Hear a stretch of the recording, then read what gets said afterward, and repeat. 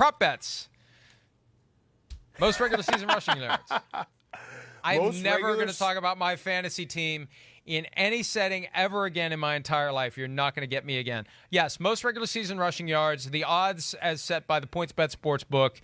Look, everybody thinks Derrick Henry's going to have 2,000 yards again. Nobody's ever done 2,000 yards back-to-back. He could lead the league in rushing yards again, but I'm not getting anywhere close to 2,000 for this guy. Who do you like on that list that we have of the potential leaders in rushing yards? I would take a shot at Christian McCaffrey or Saquon 10 Barkley. to 1.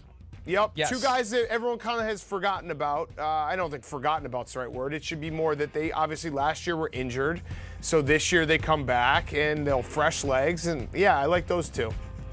Christian McCaffrey is going to be determined to have a huge year. Now, look, he could get injured again, but last year he had that bad ankle injury early in the season.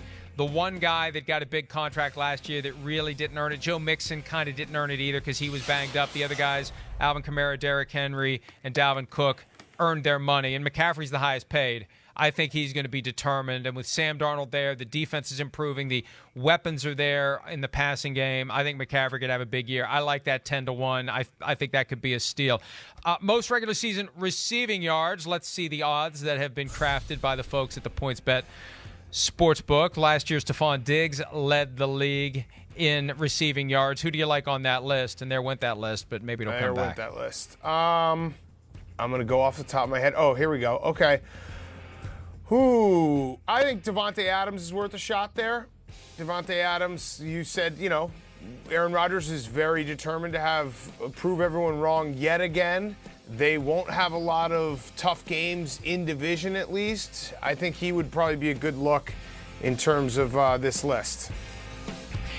I would go Justin Jefferson if Kirk Cousins were vaccinated. That's one of the practical impacts of worrying about which games Kirk Cousins is going to miss and what impact it will have on Justin Jefferson. But Jefferson was great last year, 1,400 yards. It doesn't help that Irv Smith is out for the year, or at least on IR indefinitely for the Vikings with a knee injury. But Jefferson, I think, is going to be great this year. I just don't know that he can get to the top of the mountain. How about Calvin Ridley without Julio Jones in Atlanta? I know Kyle Pitts is going to get his looks, Big Cat, but with Arthur Smith, first offensive coordinator that Matt Ryan's ever had as a head coach, and we just kind of disregard the Falcons. I think Ridley could have a big year. Well, we disregard the Falcons because they're going to be pretty bad. Sure, in garbage time, why not, right? Well, with Julio not there, more opportunities for Calvin Ridley to be the guy. Of course, more opportunities to be double covered. Let's look at the last undefeated team remaining. Again, the odds come from our friends at the PointsBet Sportsbook. San Francisco at plus 600, tied with Tampa Bay. And then you've got Baltimore, Buffalo, and Kansas City at plus 800. Who do you like from those folks or off the board?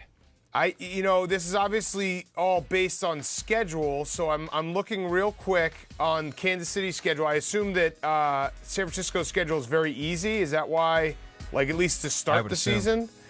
I'd take the Chiefs though, right? I think that the Chiefs are going to be. You lose the Super Bowl, but they don't. They redid their entire offensive line. Here we go. Okay, thank you so much. At Ravens, the Chiefs kind of own the Ravens. That is a tough schedule, though. That's a tough schedule, so maybe the Chiefs are a bad pick. The Chiefs are the Ravens' kryptonite. That's what Lamar Jackson has said. It's kind of hard for Superman to beat the kryptonite. I like the Packers. I'm looking at their schedule right now. Now, they have to go to San Francisco week 3 for Sunday Night Football. But this Saints game gets a lot easier now that it's not going to be played in New Orleans and they're going to Jacksonville. And the Saints organization actually thinks they're going to keep cheeseheads out. The Steelers coming to Green Bay. Look, the Steelers aren't what they were last year. They get past the 49ers and the Bengals. They could last for a while, maybe until week 9 when they go to Kansas City. Yeah, it looks like, week 8, 9, where they go to back-to-back Cardinals, Chiefs, and then Seahawks coming to Lambeau. That's actually, I'm not rooting for it, but if they end up, maybe that's one of those ones you hedge emotionally, because we're NFC North fans, not Packer fans, and we hope that they lose right away, and if they don't, we at least make some money. I like the 11 to 1 also for the Packers, and hey, Aaron Rodgers, he viewed last year as his final year. with the Packers. He's going to view this year as his final year, even if he doesn't say so. He's going to be motivated to be as good as he can be, and the team for it to be as good as it can be. Maybe he'll be the MVP again. Let's look at the points bet odds there. Obviously, last year it was Aaron Rodgers. This year, the favorite going in, Patrick Mahomes at plus 450. There's Josh Allen at 8-1. Aaron Rodgers 10-1. Tommy, Russell Wilson, Dak Prescott. I don't know about Dak Prescott. He's got to prove to me he's healthy first. Who do you like on that list other than Prescott? Was that a Tommy? Did you throw a Tommy out there? Yeah, Tommy. Hashtag Tommy. Hashtag Josh Tommy. Allen. Josh Allen. The narrative behind an MVP is very important. Josh Allen had an incredible year last year. He took that big leap forward, and if he takes another step forward, and the Bills are going to be a great story if they're good again, I think he wins the MVP. The best evidence of someone who doesn't watch football is if they say it was a fluke last year for Josh Allen. Mm-hmm. Yeah. Because it wasn't. It wasn't. It wasn't a fluke. It was him in year 3 of his career ascending to a level where they've built the offense around him. The offense runs through him, and we got the confirmation. I know it's just a preseason, but there is something that you can sense palpably in the Josh Allen game. He's got a level of confidence that borders on swagger. It's very Mahomesian. Hey, would it be better if, 1 or 2 of his receivers were vaccinated other than Stephon Diggs? Yes. But they'll be fine. They'll be better than fine. And I agree with you. Allen is going to be in the MVP race. However, at the end of the day, MVP goes to, typically, unless somebody has a record-setting year, quarterback from one of the top seeds in either conference. That's usually how it goes. Yeah, I like Josh there. I do think that Russell Wilson, he had his shot. It kind of fell apart last year in the second half, but he had what I was just talking about, the narrative, where you can get a narrative that propels you. It's essentially when you're trying to figure out who wins the MVP. It's not always the best player. It's not always the most important player. It's a guy who has the best season that also is complemented by the best storyline. Because if you have a narrative, you can get away with 1 or 2 clunkers. If you don't have the narrative and everything behind you, you kind of have to be perfect the whole time and have everyone else fall by the wayside. Russell Wilson, we saw it. You heard it on basically every telecast for the first 8 weeks.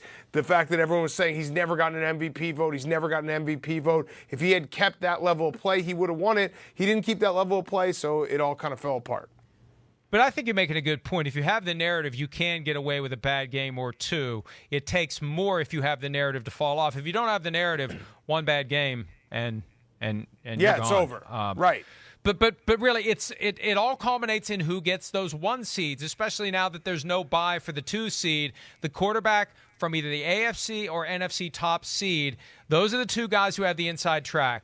And unless somebody had 2,000 yards rushing like Adrian Peterson back in 2012, or some huge statistical season that overcomes not being on the top-seeded teams, it's going to go to the quarterback of the top-seeded team, just like last year. Packers, the 1 seed in the NFC, and Aaron Rodgers, the MVP. All right, Super Bowl champion, last one.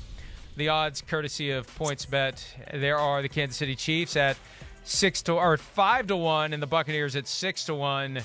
Who do you like? It's impossible to figure these out. You're looking for value. I would say the Bills.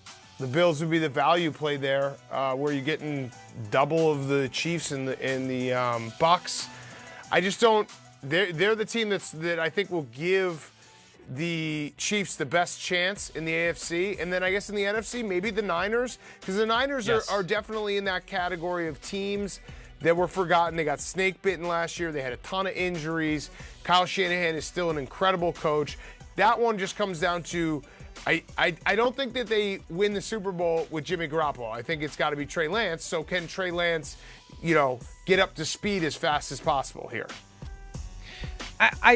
The problem I have with the 49ers and really the Packers and any other team in the NFC, the Buccaneers have brought back everyone, and they're not going to get complacent because Tom Brady is going to keep that from happening.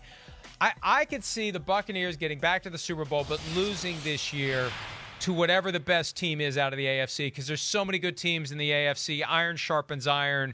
Whoever wins that conference is going to be ready to go toe-to-toe with the Buccaneers. Yeah, no, it's a good point. I mean, the Bucs are going to be very, very good. And we remember last year there was that period of time where they were trying to figure it out. I mean, the Bears beat them on that Thursday night football game. So they were trying to figure it out. They got hot at the end of the season. I think the real turn was that Lions game when the Lions obviously weren't good last year. But remember, Tom Brady put up like 5 touchdowns in the first half or whatever it was. It was something stupid.